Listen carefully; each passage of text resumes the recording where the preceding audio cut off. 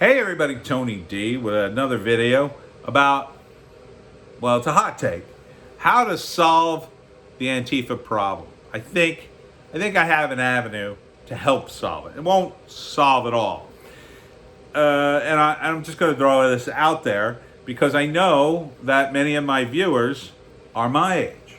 And when you're my age, you got a lot of times you have kids or and even grandkids. The people who are doing Antifa stuff or BLM stuff are not my age. Most of them. Most of them are young. They're young enough to be my kid or grandkid. So some of you out there may know people like that, or may have kids like that, or grandkids like that. So what you need to do, and this is just my opinion, you don't have to follow my advice, but I think this would help. You have to go to these kids. First, you have to make sure they're not one of the BLM Antifa maniacs. And that's going to be difficult to do, but keep in mind that they are younger than you, and the temptation for people who are indoctrinated in this Marxist nonsense is they really think, number one, they're winning, and number two, that their ideas are good. So the way to figure out if they actually believe this stuff is to suddenly start talking about it like you believe it, right? You just, strike up a conversation about how you were like, yeah, I was at work and man, I just work so hard and it feels like my boss, he gets everything, right? You just open the door just a little so they start going, well, yeah, you're being exploited. You're being exploited. The workers should have that. Then they're going down that path. Now maybe they're not in Antifa. Maybe they're just in college. But keep pumping them for information until you're sure that they're Marxists. Keep going down that path and just be like, well, I wish there was something I could do. And then hopefully they'll say, well, online I met this group. Then once they're online with some of these groups, have them show you it. Don't reveal the game yet. Make sure they're into Antifa or whatever. Get some intel about their protests or whatever, and then once you confirm that yes, you've got one of these guys in your family, then it's time to deprogram them. How do you deprogram? Well, that's tough. That's going to be really tough. The first thing you'll have to evaluate is how much control you have over this person in your family. Now, if you're a parent, obviously you have a lot of control. Especially if the kid's a minor, he's still under 18. In that case, you pretty much can do whatever you want and take away the computer and just force it all on them and say, well, you're done with this. You're going to destroy the hoodie. You're going to get out of this life. Tom Woods has some online courses you might want to have them look at. But you need that sort of deprogramming. It's not enough to just unplug them. You also got to teach them that America isn't all bad, that capitalism works, and that communism doesn't work. Another way you might do that is to put them in touch or have them have a talk with someone who's actually from a communist country, a communist regime, or socialist regime, like Venezuela, somebody from the former Soviet Union, some place like that, an escapee from Northern Korea or China even, and try to bring reality to the person in your family so they are aware that they are a useful idiot, essentially. And you don't want to insult them, and you don't want to get too drastic immediately. You want to plan this out. It's sort of like an intervention. If you just jump on someone for an intervention and say you got to go to rehab, a lot of times they won't go because you're kind of too forceful. So and it depends upon the person too. So the person better than I do, but you got to appeal to the person. Like I have relatives, you can appeal to their intellectual side. So the arguments well, usually if they're intellectual, they're not stupid enough to be communist, but you could appeal to their intelligence. You could go through, you have to do some research, but some people you can't appeal that way. Some people you do require more of a brute sort of force kind of solution. Now, if your kid or relative is older, technically an adult, it's going to be a lot harder because you don't have that control. They're an adult, they're a grown person. They can do what they want. But I think the avenue to go down, depending on where you fall into the hierarchy, is one more of emotional for the family. Now, they're very emotional too, keep in mind, because this ideology possesses people, and it's very emotional. But one of the things you could say is, I don't agree with this, and your ideology means that you would eventually come to kill me. And that's true, because Antifa says liberals get the bullet too. And it doesn't matter if you're a liberal or Republican, or as they would say, fascist. You would eventually be thrown into the gulags. Now, if your kid then, or if your relative then turns to you and say, "Oh well, the gulags were actually they're very nice, and people got conjugal visits and got paid," well, they're pretty far down the rabbit hole, and you got your work cut out for you, because that was one of the Bernie Sanders volunteers. He said that in the Project Veritas videos.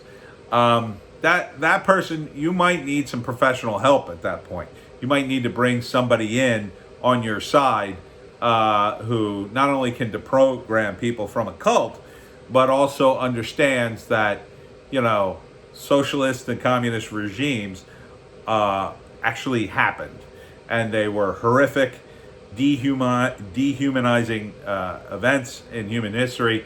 You may want them to read the Gulag Archipelago, which is a great book. It's a rundown in excruciating detail the system of gulags during the Soviet Union and how awful they were and how the horrible things that happened to you.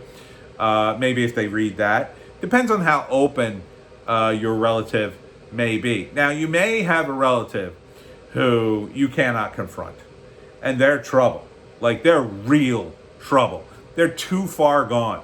They're already criminal. They're already stealing money from you or threatening other relatives in your family. They're screaming nonsense at you about Black Lives Matter. You may have to take the tough love approach like they do with addicts, which is cut them off. You may have to cut them off financially so they get the message that you're not going to support this, and you shouldn't support it. You shouldn't pay for a plane ticket to go out to Portland so they could cause mayhem. You should make it clear that once they're out of this woke ideology, you'd be willing to then, return to some sort of relationship or whatever you had before. But until such time that this person becomes normalized again or isn't a political extremist, it may be the best thing for both of you. Because keep in mind that some of these political extremists are throwing explosives at cops. It could mean that some of those explosives will be in your house, that the cops will show up to your house and raid it, violently kicking in your door and doing God knows what kind of damage, trying to find this person. You could end up being shot. They're looking for this relative of yours. It's better for them because a lot of these protesters, I believe, or Antifa members or BLM members, they're living in a bubble where they've got their fancy iPhones and they're tearing down the state, even though their fancy iPhones were built by Chinese slave labor. And, they're very expensive, and they have expensive, well, not super expensive, but they have phone plans that they need to be paid for. And if you cut them off, then suddenly it's like, oh, I got to make the money to pay for this. I didn't realize when people have to pay for their own stuff, they suddenly realize how expensive everything is and why you shouldn't be breaking things. So if you have someone who's a young person who's never paid their own way, this could be a shock to the system. Now, you may be sending them to, tough times.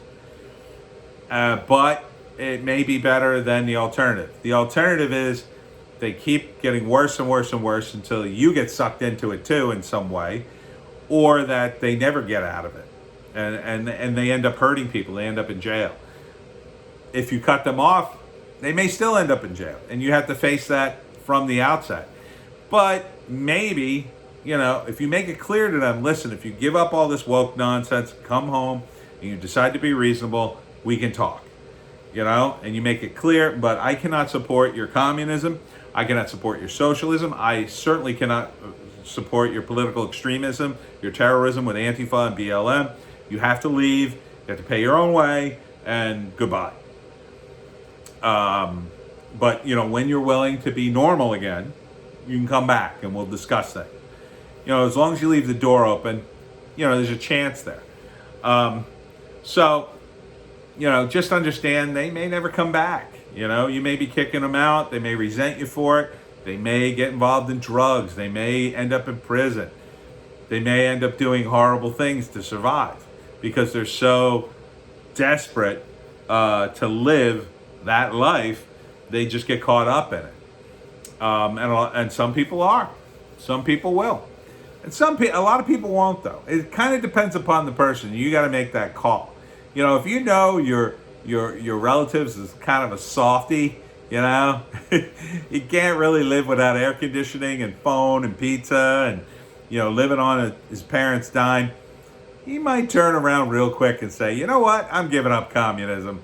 I'm going to give all this stuff up. But make sure they unplug from it completely. That means they got to quit the communities. They got to quit the online communities, all this bread tube nonsense, all that stuff. They got to quit it cold. They got to be not a part of it. They can't support it. They can't send it money. And you should open the door to, listen, I got to know that you're not doing this stuff anymore. So I got to check your computer. I got to check your phone.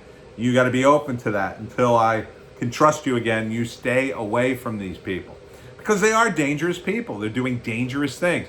Someone who throws a Molotov cocktail at a cop car in Philadelphia is facing 80 years because she did it twice. I think she burned at least one car. She's facing 80 years in prison. Now, she's probably not going to get that, but she's probably going to get like 10, 20. Probably going to get 20 and out in 5, something like that. That's going to mess her up. Her life's ruined. So you're doing this to save the person. You're not trying to do this to ruin their life. You're doing this to try to save the person, and you're trying to, knock out one soldier in the Antifa, legion. Because people should not be running through the streets with bullhorns screaming in the middle of the night, wake up, MFers, leave your house, because at some point they're going to get caught up in the mob, and the mob's going to just bust inside a house, start tearing it to pieces. Somebody will get shot, somebody will get killed, a lot of people will get arrested. You don't want your relative involved in that. So better that, you do some tough love now to discourage them from that. And at the end of the day, if they end up doing that anyway, at least you tried. You did everything you could. You cut them off. They still did it anyway. There's nothing you could do. You did everything you could do. If you enable this, if you keep funding it, it's bad. And in a final note, if you know somebody who is funding it, you have to try to convince them to take this strategy. You have to convince them, listen, you've sent your kid away to college at Portland. Look at what he's doing. He's rioting in the streets. That's a hoodie. That's a mask. He's in black bloc. He's committing terrorist acts. It's just a matter of time before he goes to prison. Pull him out of that college. Bring him back home. Tell him he can't go to that college. If he insists on going, there's nothing you can do about that. He's probably an adult. But you cut him off. You cut off the money, and people pay attention. Even these Antifa idiots. They think they can live on no money. They're wrong. They are absolutely wrong. And you need to hasten that process because eventually they will grow up And hopefully they'll realize, man, that was stupid. I got caught up in all that trendy BS and did a bunch of things that I'm now ashamed of. And now I'm a normal person with a job who likes the cops, and they're, likes them enough anyway. And I go to work every day, and I don't want people blocking the street. I don't want people burning down the business that I work at or my apartment building and doing all this political extremism. I just want to vote and be a normal person, have family. That's what you're shooting for. And you can't do that as long as they're caught up in this trend. So I think older people, oldies, we have to use our positions as older people to exert the influence we have. And our influence is, as older relatives, we have influence in the family, and we have influence with money a lot of times. So use that influence if you can. And do your best. Do your best. That's all you can do. Anyhow, that's my hot takes for tonight. Joan and I will see you next time. Please check out my links in the description. Check out my wonderful books and buy one.